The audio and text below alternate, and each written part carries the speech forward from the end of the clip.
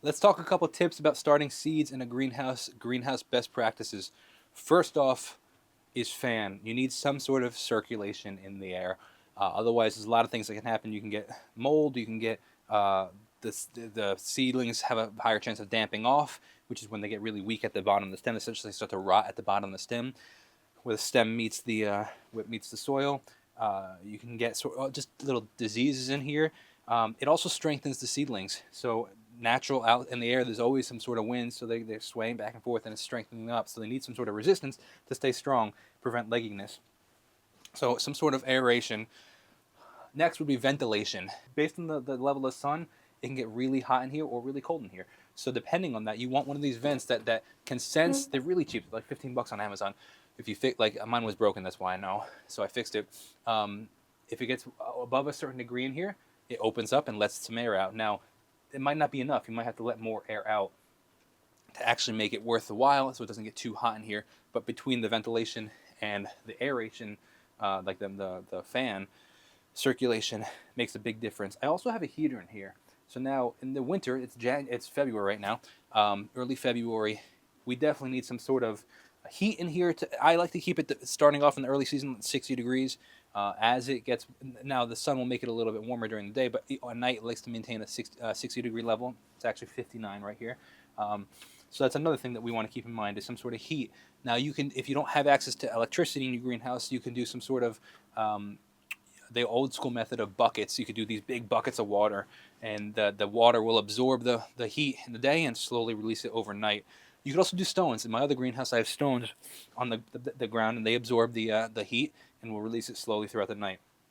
Next is supplemental light. Now, you're going to need obviously more. All these seedlings are going to need more than this. I need to have another light that I'm going to be setting up. But supplemental light, because the sun is not as strong when you're starting these seedlings, you need light to help them grow, to help them thrive, to essentially artificial light compared to what they would be getting in the summer when they're really technically meant to be growing. So that being said, some sort of light supplement. Now, you actually really want them 4 to 6 inches from the plants, and as they get, you can slowly raise it as they get bigger and bigger. Too far away, and they'll be stretching for the light, which is what makes leggy seedlings. As well as if it's too warm.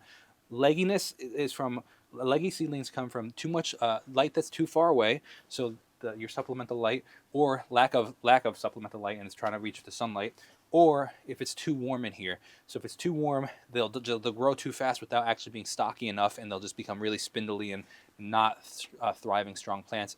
As well as if there's not enough aeration, they won't have the ability to stand up strong. So you want aeration, you want supplemental light, and you want not, and then you want the right temperature for perfect seedlings. So what else do we have? I have my greenhouse is also where I store a lot of things. So I store my fertilizer in here. I store I use organic fertilizer, different types. I store my extra pots and stuff like that. I store the things that I hang my tomatoes with, so that they vine up in the greenhouse.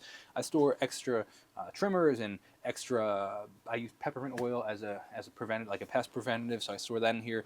Store a bunch of like the things that I use for row covers. It's great for storage. But the biggest thing is clean your greenhouse. I make the mistake every year of letting my greenhouse get turned to a mess, and then I can barely walk in it. Another pro tip for your greenhouse is pest prevention. Somehow the animals know that there is food in here. I don't know how. Particularly, I deal with a lot of rats, and I deal with chipmunks, and they like to bury. Now, that's just in the greenhouse. I also deal with rabbits and squirrels and stuff like that outside, but not particularly in the greenhouse. They're a pain. They are so frustrating to deal with, and I've had to do a lot of different things. I've tried red pepper flakes. I've tried snap traps. I've tried this thing. I don't know if you can hear. It's not plugged in right now. A siren little thing that's really high pitched to try to prevent the pest.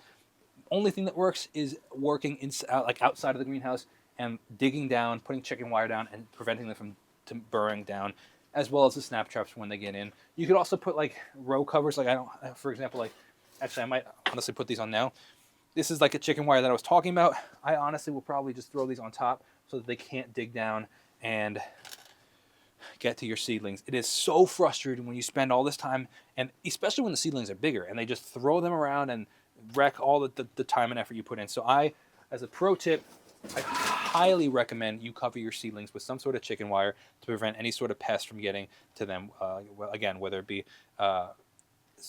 animals or it's just you don't want to waste it, man. It's so frustrating. You put all this work in, and then they just steal it right from under you. So some sort of wire netting. They can't dig down into it. I highly recommend it. It's a game changer. It'll save you a lot of headaches in the future. Oh, another pro tip, working in a greenhouse, pro tip is know where you're planting your seeds, know where you're storing your seeds, essentially, your seedlings, because down here and up here is a huge difference in temperature, particularly when the sun gets really bright. The stronger the sun, the hotter it is. They will very easily, I've learned from experience, scorch up here, meaning it's way too hot and they actually just shrivel up and die. Or they dry out significantly faster on the top shelves than they do. It's only like a 3 foot difference, but it is insane how much of a difference because it's so much closer to the glass, because the heat rises, a lot of different factors. Keep that in mind. Another thing to keep in mind is the size of your seedling trays. So the smaller the tray, the faster it'll dry out. So keep that in mind. If you're using different trays, for example, towards like when things really get cranking with the greenhouse, I have all different sizes. I have these 72 cell trays, which are really tiny. I have these regular size trays, which you typically get from like any like sort of nursery. And then I pot up like my tomatoes and peppers into pretty large pots. So like all of those need different amounts of water at different frequencies. So keep on your watering. If you can have a way to get your water in here efficiently, like in the winter, everything's frozen. So I really have to do things like use one of these buckets and stuff, which is frankly a pain, because like having to water all these seedlings takes a while, because you have to go back and in and out of the house. But if it's in the mid regular season, I run a hose into here, and then the hose will be the water with a hose. So keep that in mind. What else do we have? Anything else that I have in here for you? I think that's about it. I hope you enjoyed that. Let me know if you have any tips for your running a greenhouse. But I'll see you in the next video. God bless and peace out.